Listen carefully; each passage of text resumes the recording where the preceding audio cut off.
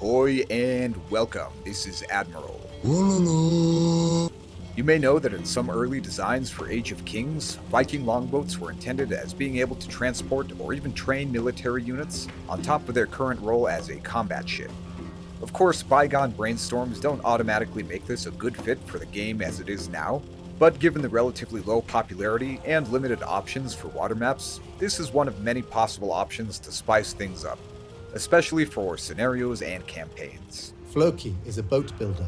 Indeed, this would add a lot to scenarios, such as Philly Soldier's Viking-themed scenarios in the Workshop and in Victors and Vanquished, which, despite their interesting premises, suffer from lackluster and limited water mechanics, with Ragnar Lothbrok and other raiders having to get around under the canvas of clunky transport ships instead of their iconic Viking longships.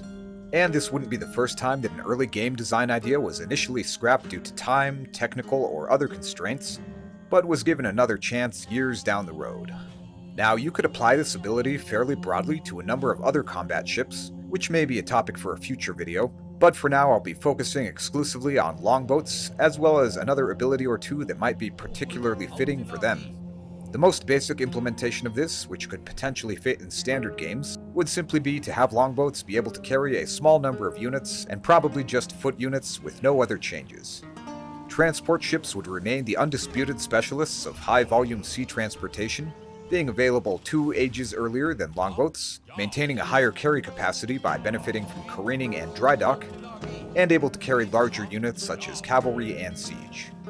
Longboats, on the other hand, could work as low-capacity transports that could defend themselves, and could be used for small landings without making a transport ship.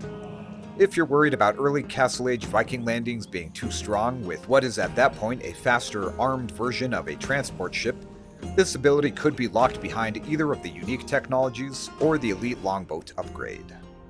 For standard games, that might be as far as we need to go to add a situational extra use case to the Vikings' unique ship without going overboard.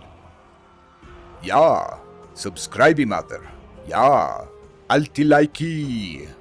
But if we wanted to go berserk with the idea, which I do, at least for an exclusive unique ship for scenarios, there are a few more things we could do to make this ship even more interesting.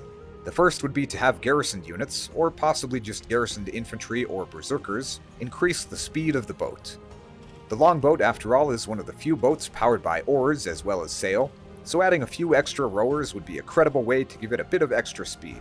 You could also potentially have them add extra arrows, as with defensive buildings, although in this mod, for practical reasons among others, I went with the ram-like characteristics of having infantry add extra damage against buildings on top of their speed boost. And there are a couple other features I couldn't resist adding. You'll notice the toggle icon down here, which becomes useful if your raiders or explorers need to port their ship across a stretch of land before reaching the next body of water, as the Vikings and others were known to do on occasion. Ideally, this would have a special graphic of a longboat being pushed or pulled with logs underneath, and in this mode the longboat moves much more slowly and can't attack. But when you get near the water again, you can switch modes and speedily sail off. In an earlier mod, I instead have the mode switch option change the ship to a close-up boarding mode that can convert one enemy ship. Boarding ships is also an early design idea that was cut, but has made it into the Rome at War mod, at least.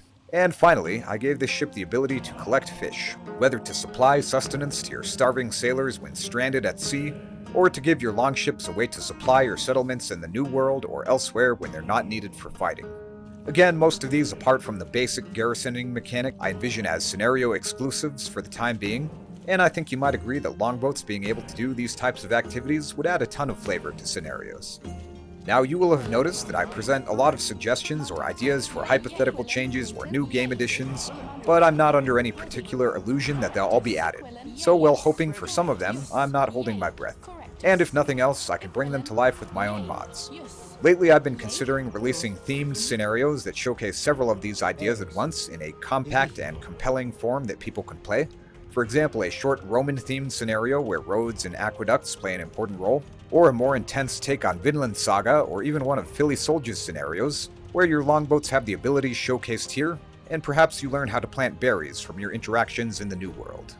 That would be a bit of extra work on top of what I'm already doing, but I'd find a way to make it happen if there's high interest in it. So if that prospect appeals to you, let me know in the comments. And of course, share your thoughts about the longboat ideas in the video, as well as any of your own ideas. Remember to like, comment, subscribe. That's all for today, and Til Bardaga!